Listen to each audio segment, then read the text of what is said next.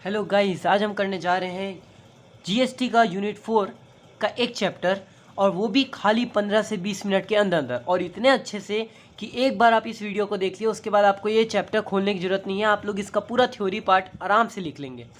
देखिए, सबसे पहले बोलते हैं levy and collection of tax. इसमें क्या है कि जो भी सप्लायर होता है, कोई भी चीज़ों का supplier, except alcoholic liquor for human consumption का सप्लायर को छोड़ के बाकी कोई भी सप्लायर, उन सब के ऊपर जीएसटी लगेगा। पर जो नेचुरल गैस है, पेट्रोलियम क्रूड है, मतलब जो पेट्रोल वाली चीज़ें हैं, एविएशन टर्बाइन फ्यूल है जो एरोप्लेन में लगता है, ये सब में जीएसटी लगेगा, पर अभी नहीं लगेगा, बाद में लगेगा। ठीक है, देखिए, सारे सप्लायर को जीएसटी पेमेंट करना है except alcoholic liquor for human consumption और पेट्रोलियम क्रूड, ये सब वाले जो भी थे, high speed diesel motor spirit, जितने भी है पेट्रोल वाली चीज़ें, उन लोग के ऊपर जीएसटी लगेगा, पर आज नहीं, बाद में लगेगा। Okay, meaning of taxable event, पीछे के चैप्टर जो अपन अभी एक तो कर क्या है, सप्लाई, याद है आपको?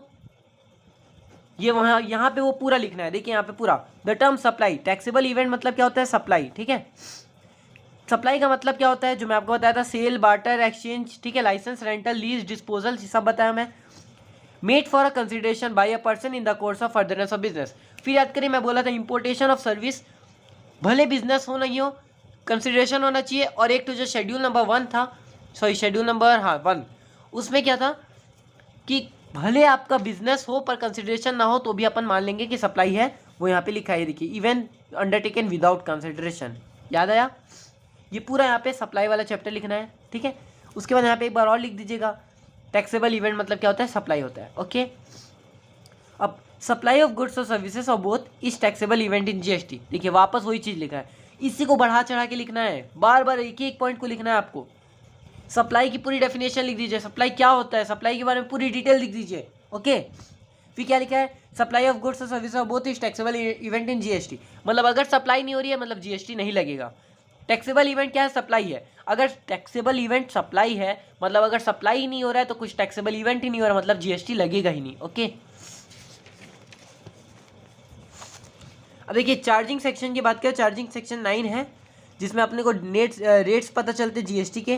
ठीक है, यहाँ पे कौन कौन से हैं, सीजीएसटी, एसजीएसटी, गुड्स के केसेस में सर्विसेज और बोथ दोनों होंगे। ठीक है, गुड्स या सर्विसेज या फिर बोथ। और देखिए यहाँ पे भी लिख दिया, except supply of alcoholic liquor for human consumption. ठीक है, वैल्यू कहाँ से डिटरमाइन होगी, ये वैल्यू ऑफ सप्लाई है सेक्शन 15 से। रेट क्या होगा, नॉट एक्सीडिंग 20%, मतलब 20% से ज़्यादा का रेट नहीं रख सकते, और एग्रीगेट मिला के रखें तो 40%। अपन सीजीएसटी पढ़ रहे हैं, और जीएसटी में सीजीएसटी प्लस एसजीएसटी दोनों होता है। ओके, कलेक्शन प्रिस्क्राइब मैनर में होगा, shall be paid by taxable person payment करेगा। ओके, अब levy and collection section number 9, tax on goods and services. यहाँ पे वापस यही लाइन लिखा है, विश्वास नहीं, देखिए, there shall be levied a tax called the central goods and services tax, जिसको अपन बोलते हैं CGST, on all intrastate supply of goods और services both except on supply of alcoholic liquor for human consumption on the value determined under section 15 and at such rate not exceeding 20% as notified by the government on the recommendation of the council and collected in such manner as may be prescribed and shall be paid by the taxable person। समझ में आया? Levy of CGST on petroleum product, ये भी यहाँ पे है। मैं बोला ना, पेट्रोल में भी जीएसटी लगेगा, पर अभी नहीं लगेगा। देखिए यहाँ लिखा है, shall be levied with the effect from such date as may be notified by the government on the recommendation of the council, मतलब फ्यूचर डेट में, कभी भी, जब भी रिकमेंड किया जाएगा। ठीक है, GST to be paid on reverse charge basis. Reverse charge मतलब मैं आपको बताया था, याद करिए, जहाँ पे नॉर्मली जीएसटी कौन पेमेंट करता है, सप्लायर, पर कुछ केसेस ऐसे हैं जहाँ पे जो रिसीव कर रहा है, जो रिसिपिएंट है, उसको भी पेमेंट करना बोलते हैं, तो वहाँ पे क्या होता है, रिवर्स चार्ज मैकेनिज्म बोलते हैं उसको। ठीक है, और ये कब कब पेमेंट करना है, तो देखिए, अगर बहुत अच्छे अच्छे प्रोडक्ट्स के नाम है, अच्छे सुनिएगा, GST shall be paid by the recipient instead of supplier. Recipient payment करेगा सप्लायर की बजाय ऑन द फॉलोइंग गुड्स। कौन कौन सा, कैशियर नट्स, बीड़ी रैपर, तेंदुपत्ता, जो तेंदुपत्ता होता है बीड़ी का wrapper, tobacco leaves, silk yarn etcetera. Some service are also covered. इसमें सर्विस में कौन कौन से आएंगे, ये क्या थे, गुड्स से। अब सर्विस में कौन, advocate service, insurance agent, transport services, ये ट्रांसपोर्ट है ना, सप्लाई बाय अनरजिस्टर्ड पर्सन। अगर अनरजिस्टर्ड पर्सन सप्लाई करता है तो क्या होगा। तो देखिए, अगर अनरजिस्टर्ड पर्सन सप्लाई करता है एक रजिस्टर्ड पर्सन को, तो जो जीएसटी ना वो रिवर्स चार्ज बेसिस में लगेगा। देखिए आरसीएम, ठीक है। मतलब यहाँ पे क्या होगा, अगर एक अनरजिस्टर्ड पर्सन अगर रजिस्टर्ड को सप्लाई कर रहा है, ठीक है, तो जीएसटी कौन पेमेंट करेगा, जो रजिस्टर्ड पर्सन है। मतलब आरसीएम के केसेस में आरसीएम लग जाएगा यहाँ पे।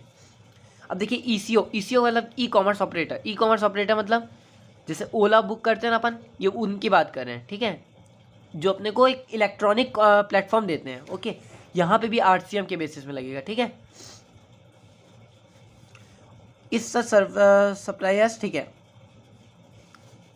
और कंपोजिशन लेवी क्या होता है, लास्ट टॉपिक है इस पूरे चैप्टर का।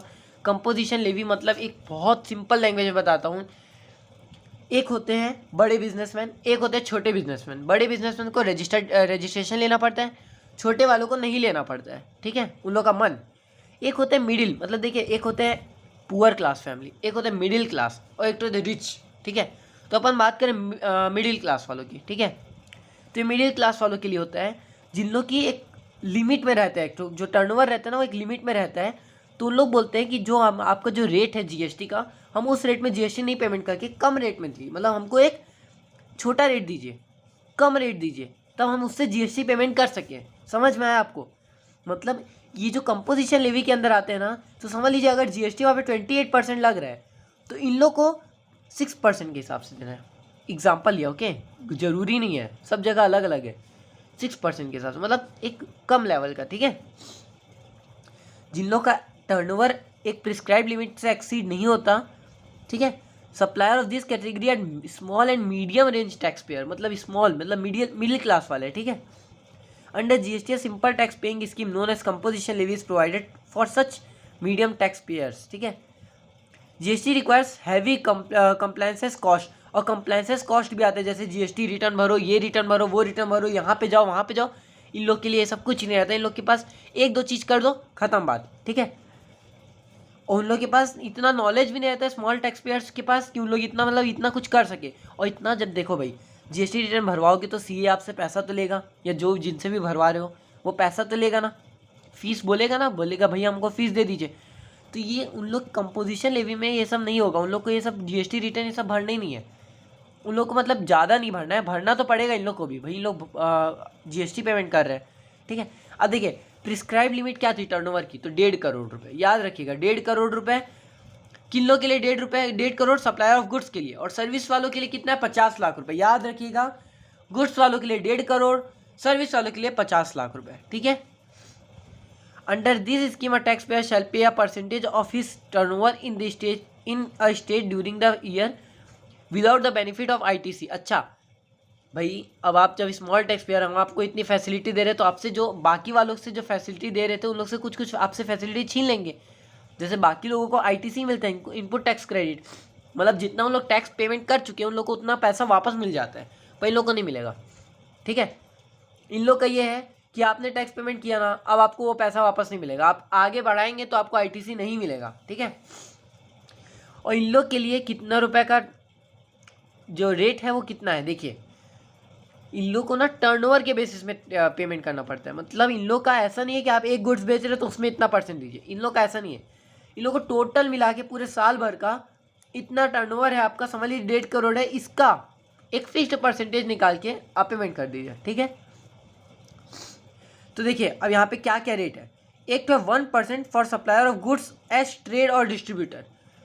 जो सप्लायर ऑफ गुड्स है उन लोग के लिए 1% ऑफ द टर्नओवर, ठीक है। और वो भी खाली टैक्सेबल टर्नओवर, ठीक है, खाली टैक्सेबल टर्नओवर। जो मैन्युफैक्चरर है, देखो ये कौन थे, रिटेलर जिन लोग सप्लाई कर रहे हैं, ठीक है, जो डिस्ट्रीब्यूट कर रहे हैं। एक होते हैं मैन्युफैक्चर, जो मैन्युफैक्चर करते हैं, उन लोग के लिए 1% है on the total turnover, either taxable और टैक्स फ्री। इन लोग के लिए टोटल टर्नओवर के लिए इन लोग के पास खाली टैक्सेबल टर्नओवर का, मतलब जिसमें टैक्स लगता है वही वाले टर्नओवर का, इन लोग का टोटल टर्नओवर का, ओके। और 6% फॉर सर्विस प्रोवाइडर, तो मतलब 6% मतलब 3% एसजीएसटी और 3% सीजीएसटी, ठीक है। 1% मतलब 0.5% एसजीएसटी, 0.5% सीजीएसटी। समझ में आया। अब देखिए last, a composition supply is required to annual return instead of monthly return. मतलब इन लोग जो देखो बताया ना आपको, इन लोगों को भी रिटर्न तो भरना पड़ेगा। जो नॉर्मल जीएसटी वाले हैं ना, नॉर्मल लेवी वाले जो होते हैं ना, उन लोगों को हर महीने रिटर्न भरना पड़ता है, जिसको बोलते हैं GSTR 1, GSTR 3 भी। पर जो कंपोजिशन सप्लायर है ना, उन लोगों को एनुअल रिटर्न भरना पड़ता है, मतलब पूरे साल भर का एक ही साथ। समझ में आया? अब एक बार लास्ट है जो पॉइंट, कंडीशन फॉर कंपोजिशन, मतलब क्या क्या कंडीशन है कंपोजिशन लेवी लेने के लिए।